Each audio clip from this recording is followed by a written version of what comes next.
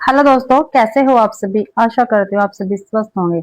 मैं आप सभी का अपने चरण हिंदी क्लासेस में बहुत बहुत स्वागत करती हूँ।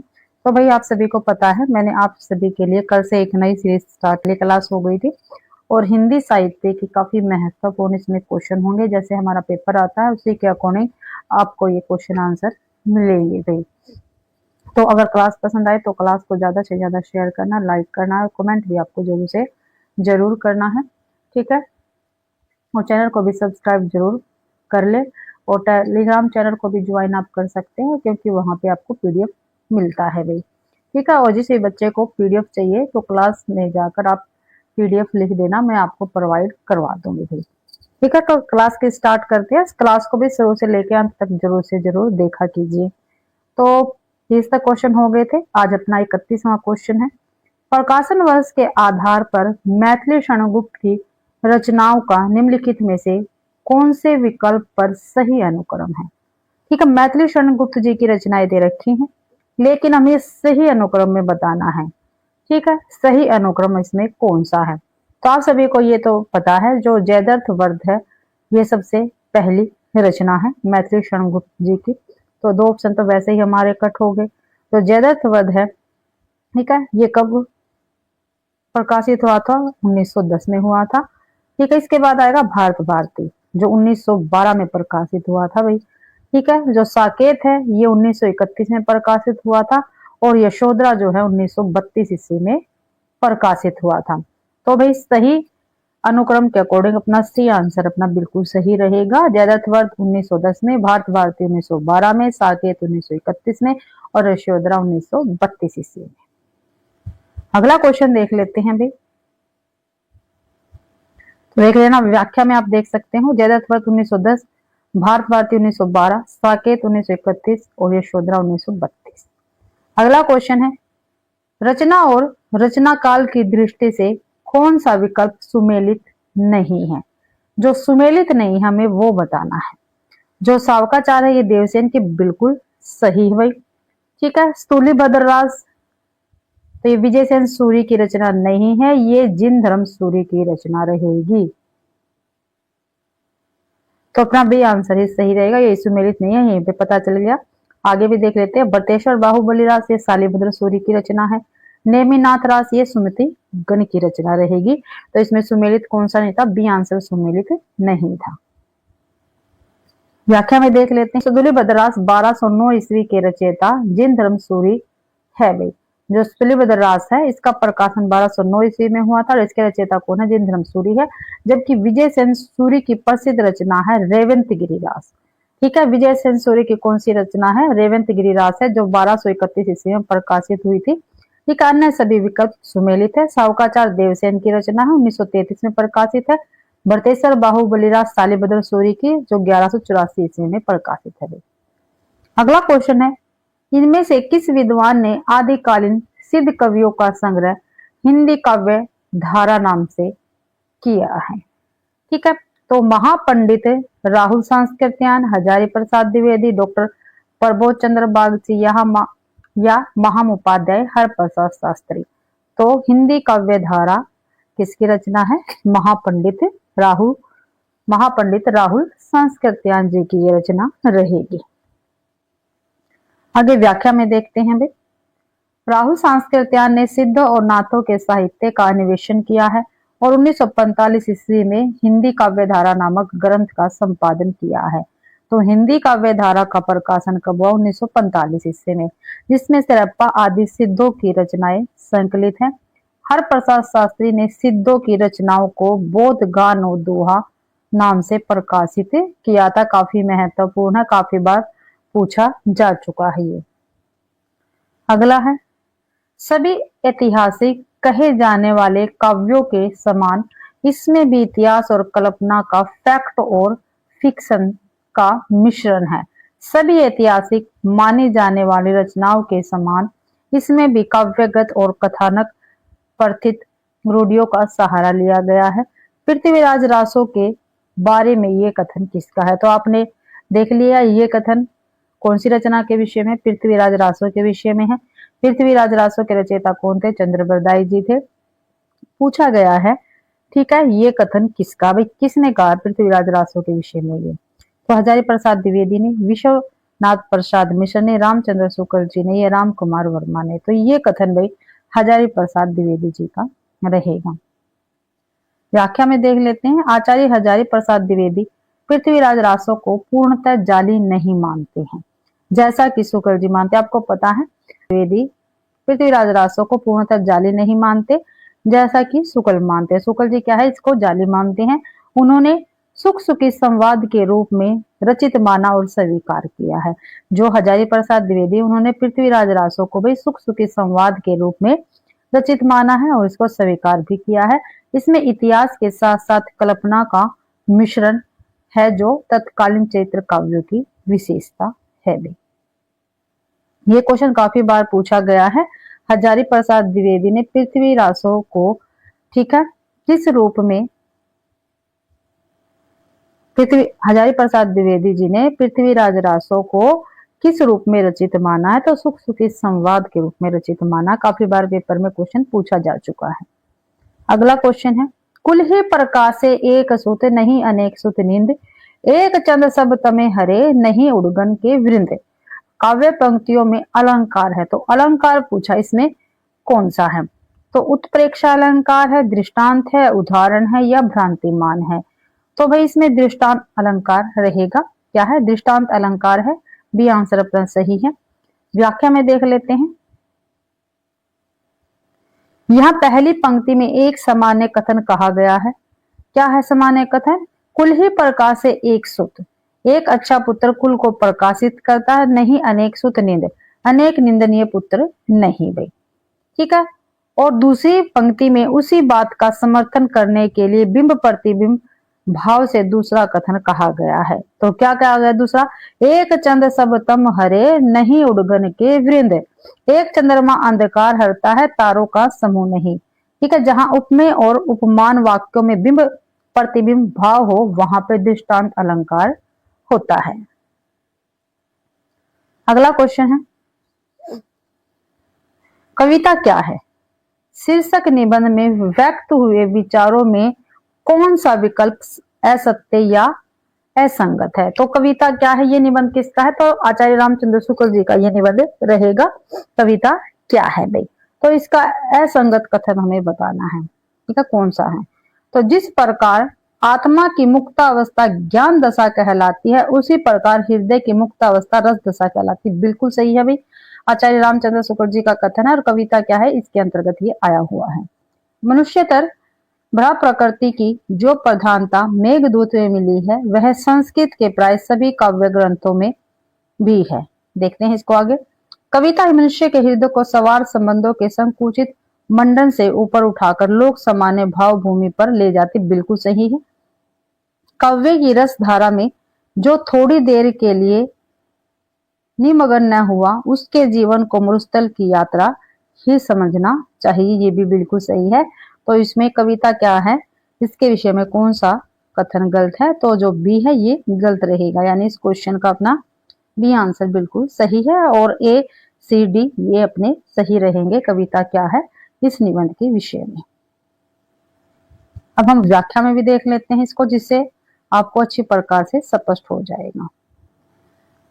आचार्य रामचंद्र शुक्ल के अनुसार संस्कृत साहित्य में कालिदास के मेघदूत में प्रकृति का जो आलम्बन रूप मिलता है वह अन्य संस्कृत काव्यों में दुर्लभ है।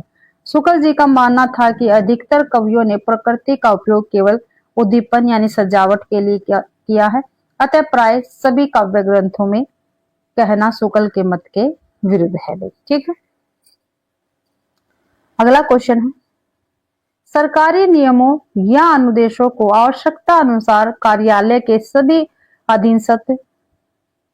अधीनस्थ कर्मचारियों को सामान्य रूप से सूचित करने हेतु निम्नलिखित में से किस प्रारूप का प्रयोग किया जाता है? तो किसका किया जाता है भाई? ज्ञापन का, अर्धशासकीय पत्र का, या परिपत्र का, या विज्ञप्ति का? तो जो परिपत्र है यानी सर्कुलर है, इसका प्रयोग किया जाता है। सी आंसर अपना बिल्कुल सही रहेगा। व्याख्या में देखते हैं, जब कोई सूचना, निर्देश या आदेश एक साथ अनेक कार्यालयों या अनेक कर्मचारियों को भेजा जाना हो तो उसे परिपत्र यानी सर्कुलर कहते हैं। यह एक प्रकार का गस्ती पत्र होता है। ठीक है, जो परिपत्र है इसको दूसरा परिपत्र जो है इसका दूसरा नाम क्या है, तो गस्ती पत्र रहेगा, ये भी ध्यान रखना है। अगला क्वेश्चन है, लौट कर आया हुआ के लिए उपयुक्त शब्द है। लौट कर आया हुआ, तो भाई आगत है, अनुगत है, प्रत्यागत है या अभ्यागत है, तो प्रत्यागत रहेगा। ठीक है, प्रत्यागत रहेगा लौट कर आया हुआ के लिए सबसे उपयुक्त शब्द है। व्याख्या में देख लेते हैं प्रत्यागत शब्द। ठीक है, इसकी संधि क्या है, प्रति प्लस में आगत रहेगी, प्रति इसमें उपसर्ग लगा हुआ है। ठीक है, जिसका अर्थ वापस आया हुआ या लौट कर आया हुआ होता है। ठीक है, आगत का अर्थ आया हुआ और अभ्यागत का अर्थ अतिथि यानी सामने आया हुआ होता है। ठीक है, अभ्यागत का क्या अर्थ बताया है, अतिथि बताया है, ध्यान रखना अतिथि होता है। अगला क्वेश्चन है, महादेवी वर्मा का संस्मरण यानी रेखा चित्र निम्नलिखित में से नहीं है। जो महादेवी वर्मा का रेखा चित्र या संस्मरण नहीं है वो हमें बताना है।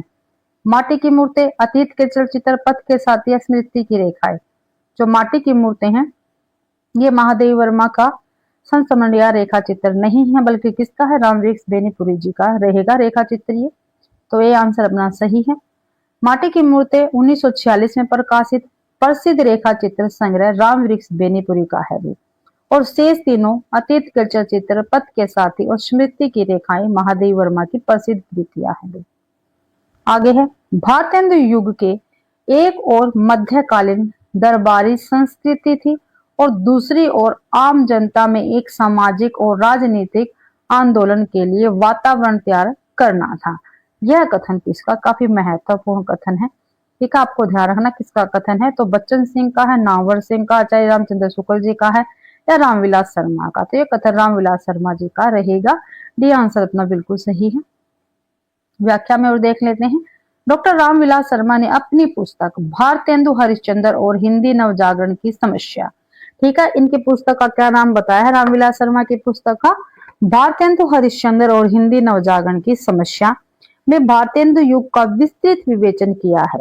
वे इस युग को जनवादी और नवजागरण का युग मानते थे जो दरबारी संस्कृति के विरुद्ध खड़ा था। यह कथन किनका है, रामविलास शर्मा जी का रहेगा। आगे क्वेश्चन है, व्याकरण का स्फोटवाद किस सिद्धांत के मूल में जाना जाता है, तो किस सिद्धांत के मूल में जाना जाएगा, औचित्य सिद्धांत के, वक्रोक्ति सिद्धांत के, रस सिद्धांत के या ध्वनि सिद्धांत के, तो जो स्फोटवाद है ये ध्वनि सिद्धांत के मूल में जाना जाता है भाई, डी आंसर सही है। आचार्य आनंदवर्धन ने अपने ध्वनि सिद्धांत की स्थापना व्याकरण के स्फोटवाद के आधार पर की थी। जिस प्रकार व्याकरणों ने वर्णों से अर्थ की प्रतीति के लिए स्फोट को माना है, उसी प्रकार आनंदवर्धन ने वाच्यार्थ से व्यंग्यार्थ की प्रतीति के लिए ध्वनि को स्थापित किया था। आनंदवर्धन ने भी पूछा भी जाता है, ध्वनि संप्रदाय के प्रवर्तक कौन है, आनंदवर्धन जी रहेंगे। आगे है भी क्वेश्चन, बुरे काम का बुरा फल अर्थ को व्यंजित करने वाली लोकोक्ति कौन सी है। ठीक है, बुरे काम का बुरा फल, ये अर्थ दे रखा है, इसकी लोकोक्ति हमें बतानी है कौन सी है, तो अटका बनिया दे उधार नहीं भाई, आग खाएगा तो अंगार उगलेगा, आधा तितर आधा बटेर, एक अनार 100 बीमार, तो बी आंसर सही रहेगा, आग खाएगा तो अंगार उगलेगा, यानी बुरे काम का बुरा फल ही। ठीक है, व्याख्या में देखते हैं, आग खाएगा तो अंगार उगलेगा का सीधा अर्थ है जैसा कर्म करोगे वैसा फल मिलेगा, यदि बुरा करोगे तो परिणाम भी बुरा ही होगा भाई। अगला क्वेश्चन है, विधा, रचना और रचनाकार की दृष्टि से असंगत विकल्प हमें बताना है, तो देखते हैं भाई जो असंगत है वो देख लेते हैं। तो स्टार्ट, तो भाई देखते हैं, संस्मरणात्मक रेखा चित्र हम हसमत कृष्णा सोबती का बिल्कुल सही है, बिल्कुल कृष्णा सोबती जी का ये भी। रिपोर्टाज रेखा और चित्र ये धर्मवीर भारती का है, नहीं भाई ये गलत है। आगे आत्मकथा नीलयक्षणी देवेंद्र सत्यार्थी के, बिल्कुल सही है भाई, जो नीलयक्षणी आत्मकथा और किसके, देवेंद्र सत्यार्थी के, ध्यान रखना है। जीवनी आवारा मसीहा, ठीक है, ये किसके, विष्णु प्रभाकर जी है। ठीक है, यहाँ पर लेखक लिख रखे हैं, ठीक है, यहाँ पर जो रचनाएं हैं उनके नाम है और यहाँ पे विधा लिख रखी है भाई। ठीक है, आपको ध्यान रखना है। तो बी आंसर क्या है, गलत है। ठीक है, रेखाएं और जो चित्र है ये उपेंद्र नाथ अश्क जी का है। किसका है, उपेंद्र नाथ अश्क जी का है। ठीक है, रेखा चित्र या संस्मरणीय रहेगा। ठीक है, तो बी आंसर अपना सही है। आगे देखते हैं क्वेश्चन। अब इसमें व्याख्या है, व्याख्या देख लेते हैं। यहाँ पे रेखाएं और चित्र 1955 में प्रकाशित उपेंद्र नाथ अश्क का रेखा चित्र या संस्मरण संग्रह है, न कि धर्मवीर भारती का रिपोर्टाज। धर्मवीर भारती का प्रसिद्ध रिपोर्टाज युद्ध यात्रा है। कौन सा है, युद्ध यात्रा है धर्मवीर भारती का रिपोर्टाज। अन्य सभी विकल्प सही सुमेलित है। हम हसमत कृष्णा सोबती का नील यक्षिणी, देवेंद्र सत्यार्थी की आत्मकथा कांश और आवारा मसीहा शरद चंद्र की जीवनी यानी विष्णु प्रभाकर द्वारा लिखित है। अगला क्वेश्चन है, प्रोषित पत्रिकाएं हो जितनी भी सखी उन्हें निमंत्रण दिया। उर्मिला प्रोषित पत्रिकाओं को मुख्यतः क्यों आमंत्रित कर रही है, तो क्यों कर रही है। ठीक है, तो देख लेते हैं क्यों कर रही है भाई।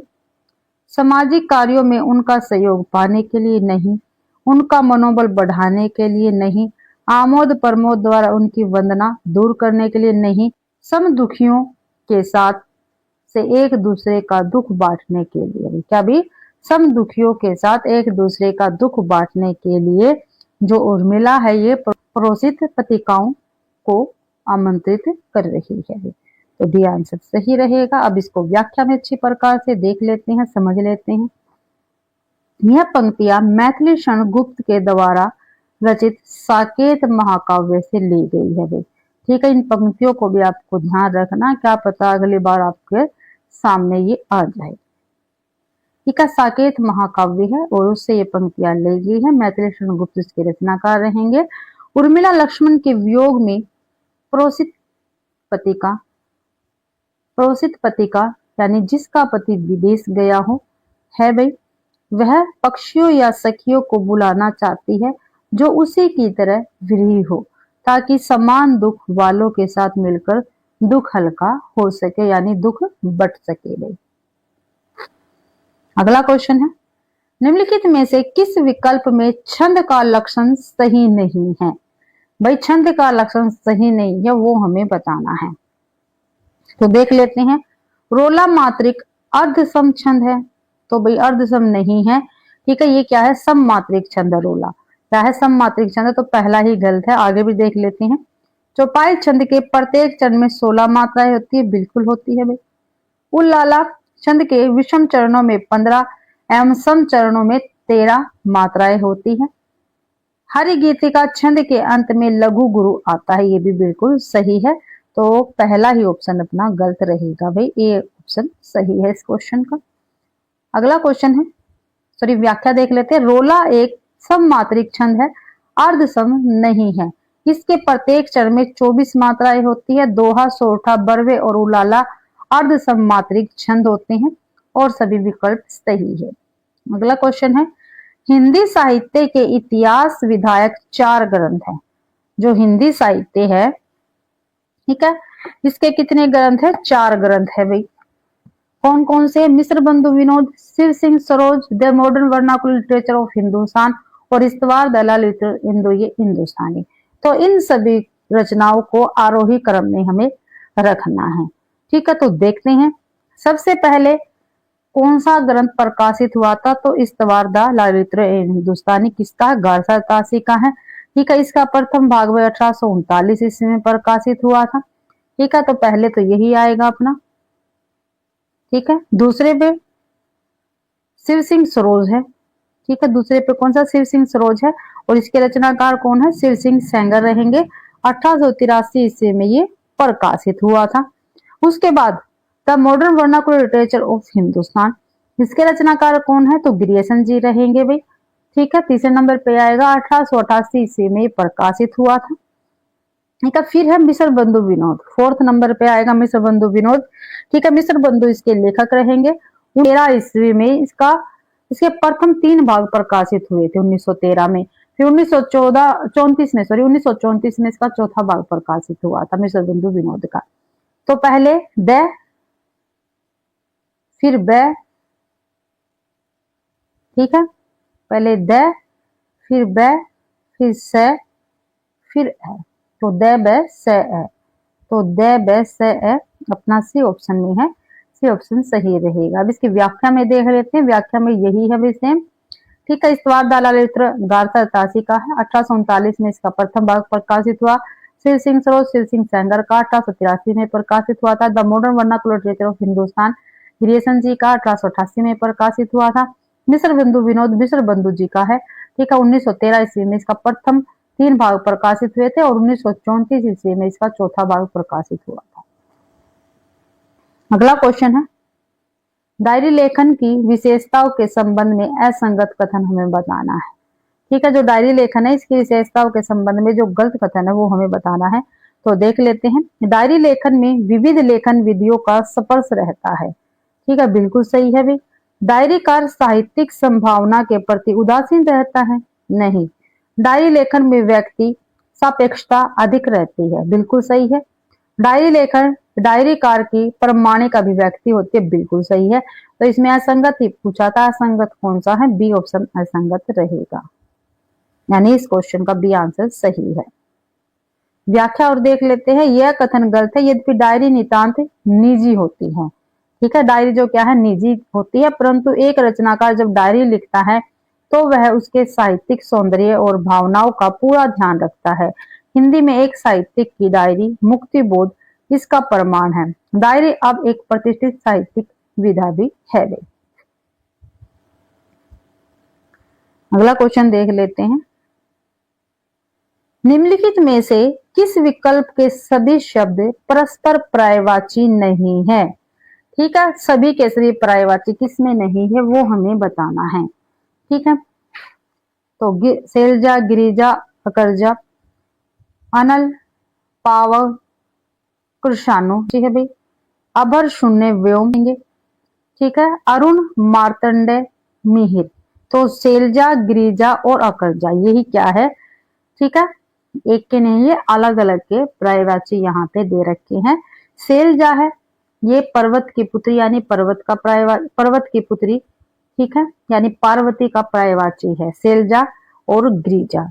और जो अकरजा है, ठीक है, ये किसका है, ये यमुना का पर्यायवाची रहेगा, यानी सूर्य यानी अकर की पुत्री, ठीक है, ये भी ध्यान रखना है, ठीक है। ये क्या है आग के पर्यायवाची है, ये आकाश के पर्यायवाची है, और भाई अरुण मार्तंडे और मिहिर ये सूर्य के पर्यायवाची रहेंगे। तो अपना ए ऑप्शन बिल्कुल सही है, ठीक है। नीचे दे रखे आप देख सकते हैं।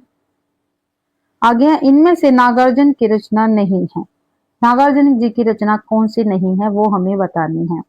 हजार हजार बाहों वाली तो है, प्यासी पथराई आंखें भी है, सतरंगे पंखों वाली, सतरंगे पंखों वाली ये भी नागार्जुन की है, लेकिन जमुन जल तुम ये इनकी रचना नहीं है बल्कि केदारनाथ अग्रवाल की रचना रहेगी। तो डी आंसर अपना सही है। डी आंसर में जो जमुन जल तुम हो ये नागार्जुन जी की रचना नहीं है। व्याख्या में देख लेते हैं, जमुन जल तुम प्रगतिवादी कवि है कौन, केदारनाथ अग्रवाल। तो केदारनाथ अग्रवाल प्रगतिवादी कवि है, इनकी ये रचना रहेगी। शेष तीनों इन्हीं की रचना है, नागार्जुन की हजार हजार बाहों वाली, प्यासी पथराई आंखें, सतरंगे पंखों वाली, और बाबा नागार्जुन जी की प्रसिद्ध काव्य कृतियां है ये सभी। अगला क्वेश्चन है, रीतिकाल की विशिष्टता की ओर संकेत करता निम्नलिखित पद्य किस कवि का है। तो रीतिकाल की विशिष्टता की ओर संकेत करता हुआ नीचे एक पद दिया गया है, ये पूछा गया है किसका है ये। तो आगे केसु कवि रिझे तो कविताई, न तो राधिका कन्हाई सुमरिन को बहाना। काफी महत्वपूर्ण है भैया, काफी महत्वपूर्ण। ये सेनापति का है, देव का है, मतीराम का या भिखारी दास का। तो ये जो पंक्तियां है यानी पद है ये भिखारी दास का रहेगा। डी आंसर अपना बिल्कुल सही है। यह अत्यंत प्रसिद्ध उक्ति रीतिकाल के अंतिम प्रमुख आचार्य भिखारी दास की है। ग्रंथ काव्य निर्णय में से लिया गया है। इसमें उन्होंने रीतिकाल की उस प्रवृत्ति पर व्यंग्य या टिप्पणी की है जहां श्रृंगारिक रचनाएं भक्ति के आवरण में की जाती थी। उनका कहना था कि यदि लोग इसे कविता मानेंगे तो ठीक है, नहीं तो इसे राधा कृष्ण के स्मरण का बहाना ही समझा जाएगा। और काव्य निर्णय की ये पंक्तियां है, अगर पूछ लिया जाए तो आप बता सकते हैं। किस विकल्प में हार प्रत्यय से नियमित शब्द नहीं है, यानी हार प्रत्यय नहीं लगा हुआ है उस शब्द में। होनहार में है विहार, जाननहार में भी है, मरणहार में भी हार लगा हुआ है, लेकिन लुहार में, ठीक है, ये हार प्रत्यय नहीं है। डी आंसर बिल्कुल सही रहेगा। लुहार में लोहा मूल शब्द है और आर लुहार, आर क्या है, प्रत्यय लगा हुआ है। तो डी आंसर अपना बिल्कुल सही है। व्याख्या देख लेते हैं। लुहार शब्द में आर प्रत्यय है, न कि हार। यह शब्द लोहा इसका मूल है और आर प्रत्यय इसमें लगा हुआ है। अन्य तीनों शब्द हनिहार, होनहार, जानहार, मरणहार में हार कृदंत प्रत्यय है। जिसका प्रयोग है जो वाला के अर्थ में प्रयुक्त होता है, जैसे होने वाला, जानने वाला। आगे है, हीनता ग्रंथि और श्रेष्ठता ग्रंथि का अतिरेक व्यक्ति को मानसिक रोगी बना देता है, यह विचार प्रस्तुत करने वाला मनोवैज्ञानिक है। तो कौन सा मनोवैज्ञानिक है? मैकडूगल है, फ्रॉयड है, अल्फ्रेड एडलर है, या कार्ल गुस्ताव जुंग है। तो अल्फ्रेड एडलर रहेंगे। सी आंसर सही है। ठीक है, आगे देखते हैं। रस और उसके स्थायी भाव की दृष्टि से असंगत विकल्प है। ठीक है, गलत कथन हमें बताना है रस और उसके स्थायी भाव की दृष्टि से। तो वीर उत्साह का बिल्कुल सही है भाई स्थायी भाव। रौद्र क्रोध का है स्थायी भाव, बिल्कुल सही है। अद्भुत विस्मय का है, बिल्कुल सही है। विभत्स जो शोक, ये गलत है, ये शोक रस का नहीं है विभत्स। ठीक है, विभत्स का स्थायी भाव क्या होता है? तो जुगुप्सा है, यानी घृणा होता है, न कि शोक। शोक करुण रस का स्थायी भाव रहेगा। अन्य सभी विकल्प बिल्कुल सही है। वीर रस का स्थायी भाव उत्साह है, रौद्र रस का क्रोध है और अद्भुत रस का विस्मय रहेगा। आगे है भाई, अर्धशासकीय पत्र के संबंध में असंगत कथन हमें बताना है। तो असंगत कथन हमें बताना है, देख लेते हैं कौन सा असंगत है। तो हस्ताक्षरकर्ता अधिकारी स्वयं संबोधन करता है, बिल्कुल ठीक है। इसमें विषय व संदर्भ अनिवार्यतः लिखा जाता है, नहीं, गलत है ये। यह किसी विषय पर अधिकारी की निजी संपत्ति के लिए भी लिखा जाता है, ये ठीक है। इसकी भाषा सरल व स्पष्ट होती है, बिल्कुल सही है। तो इसमें क्या पूछा था? असंगत पूछा था और असंगत भी है। इस क्वेश्चन का भी आंसर अपना बिल्कुल सही रहेगा। व्याख्या में देखते हैं भाई, अर्धशासकीय पत्र का मुख्य उद्देश्य अनौपचारिकता और व्यक्तिगत ध्यान आकर्षित करना होता है। इसलिए शासकीय पत्रों की तरह इसमें विषय और संदर्भ की कठोर अनिवार्यता नहीं होती और अक्सर इसे छोड़ दिया जाता है या अनौपचारिक ढंग से लिखा जाता है। इसमें मैत्रीपूर्ण भाषा और व्यंग्यगत स्पर्श प्रधान होता है। ठीक है, आगे देखते हैं। अगला क्वेश्चन है, निम्नलिखित में से ग्रंथ एवं लेखक की दृष्टि से कौन सा विकल्प सुमेलित नहीं है? जो सुमेलित नहीं है वो हमें बताना है। तो देख लेते हैं। हिंदी साहित्य का अतीत विश्वनाथ प्रसाद मिश्र जी का बिल्कुल सही है भाई। हिंदी साहित्य का आदिकाल आचार्य हजारी प्रसाद द्विवेदी जी का रहेगा, बिल्कुल सही है भाई। हिंदी साहित्य उद्भव और विकास डॉक्टर धीरेन्द्र वर्मा, नहीं भाई। हिंदी साहित्य उद्भव और विकास हजारी प्रसाद द्विवेदी जी का काफी महत्वपूर्ण ग्रंथ है भाई। ठीक है, तो अपना सी आंसर ही गलत रहेगा। रीतिकाल की भूमिका डॉक्टर नगेंद्र की, बिल्कुल सही है भाई। तो भाई सी आंसर अपना सही है, ये क्या है? गलत है। और इसमें गलती पूछा था। हिंदी साहित्य उद्भव और विकास 1952 में प्रकाशित ग्रंथ के लेखक आचार्य हजारी प्रसाद द्विवेदी जी रहेंगे। डॉक्टर धीरेन्द्र वर्मा का प्रसिद्ध ग्रंथ है हिंदी भाषा का इतिहास। ठीक है, धीरेन्द्र वर्मा ने कौन सा प्रसिद्ध ग्रंथ लिखा है? हिंदी भाषा का इतिहास लिखा है और उनके संपादन में हिंदी साहित्य कोश है। अन्य सभी विकल्प सही सुमेलित है। अगला क्वेश्चन है, कथन दे रखा है, आपको बताना है किसका है। तो भक्ति आंदोलन की जो लहर दक्षिण से आई उसी ने उत्तर भारत की परिस्थितियों के अनुरूप हिंदू मुस्लिम दोनों के लिए एक सामान्य भक्ति मार्ग की भी भावना कुछ लोगों में जगाई। हृदय पक्ष शून्य सामान्य अंत साधना का मार्ग निकालने का प्रयत्न नाथपंथी कर चुके थे। यह कथन इनमें से किसका है? तो रामचंद्र शुक्ल जी का है, राम कुमार वर्मा का है, हरवंश लाल शर्मा का है, हजारी प्रसाद द्विवेदी का है। तो भाई ये कथन रामचंद्र शुक्ल जी का रहेगा। ये आंसर अपना बिल्कुल सही है। व्याख्या में देख लेते हैं।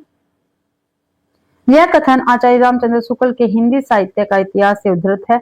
शुक्ल जी का मानना है कि यदि दक्षिण से आई भक्ति धारा ने उत्तर भारत में सूफियों और संतों के माध्यम से प्रेम और सामान्य भक्ति मार्ग को प्रस्तुत किया, जबकि इसके पूर्वनाथ पंथियों की साधना हृदय पक्ष शून्य शुष्क थी, जिसमें प्रेम और भावुकता का अभाव था। भी अगला क्वेश्चन देख लेते हैं। अगला क्वेश्चन देखते हैं भाई, निम्नलिखित में से किस विकल्प में सही विलोम शब्द नहीं है? ठीक है, सही विलोम नहीं है वो हमें बताना है। कर्मठ, कृपण, यही गलत है भाई। आर्द्र शुष्क बिल्कुल सही है। उद्धत विनित बिल्कुल सही है। आध ये अनंत है, आधा अनंत ये भी बिल्कुल सही है। तो ए ऑप्शन गलत है, ये सही विलोम नहीं है और सभी सही हैं। कर्मठ काम में निपुण यानी परिश्रमी को कहा जाता है। इसका सही विलोम होगा अकर्मण्य। क्या भी? अकर्मण्य। ठीक है, ये ध्यान रखना है। कर्मण्य हो गया या आलसी होता है भाई। परिश्रमी आलसी, कर्मठ अकर्मण्य। ठीक है, वही जो कृपण है क्या, और इसका विलोम क्या रहेगा? कृपण का दानी या उद्धार होता है। ठीक है, और सभी विलोम सही है।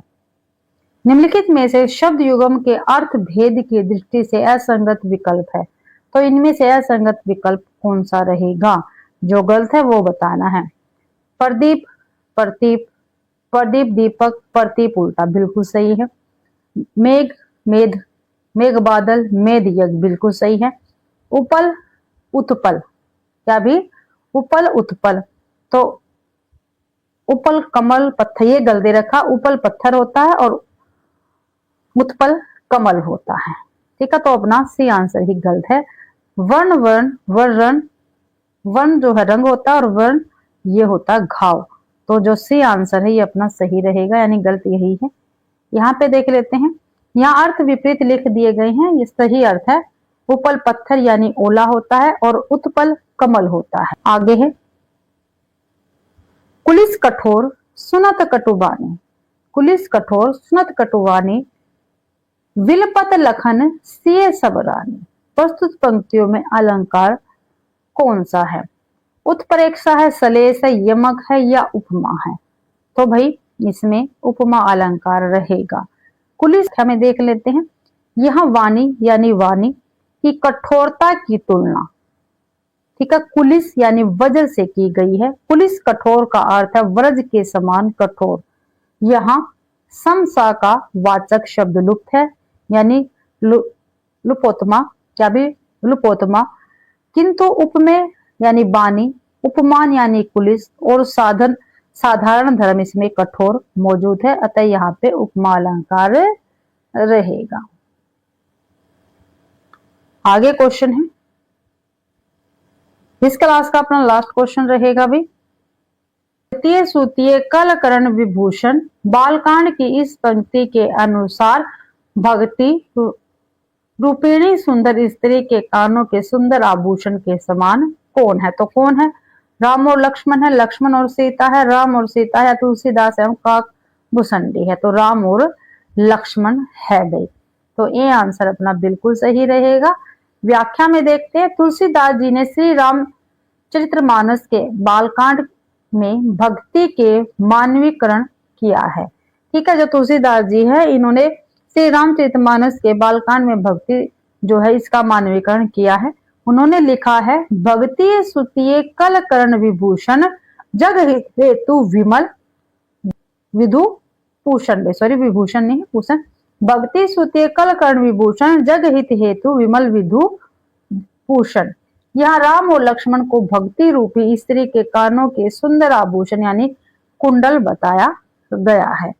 तो इसी के साथ भाई आज की अपनी क्लास के 30 क्वेश्चन कंप्लीट होते हैं, यानी 60 क्वेश्चन अपने हो गए हैं। ठीक है, और हर एक क्लास में आपको 30 क्वेश्चन ही मिलेंगे। क्लास आपको 7 से लेकर 8 बजे के बीच मिल जाती है रात को। ठीक है, तो भाई सभी को ये क्लास देखनी है और शेयर भी करनी है। ठीक है, आशा करती हूँ भाई आप सभी को क्लास पसंद आई होगी। अगर आप सभी को क्लास पसंद आती है तो प्लीज क्लास को ज्यादा से ज्यादा शेयर करें, लाइक करें और कमेंट भी आप जरूर से जरूर करें भी, और चैनल को भी सब्सक्राइब करना आप बिल्कुल भी ना भूलें। पीडीएफ आपको टेलीग्राम चैनल पर मिल जाएगा। जिस भी बच्चे को चाहिए तो मुझे कमेंट में पीडीएफ लिख देना, मैं आपको प्रोवाइड करवा दूंगी। आप सभी का क्लास देखने के लिए बहुत बहुत धन्यवाद।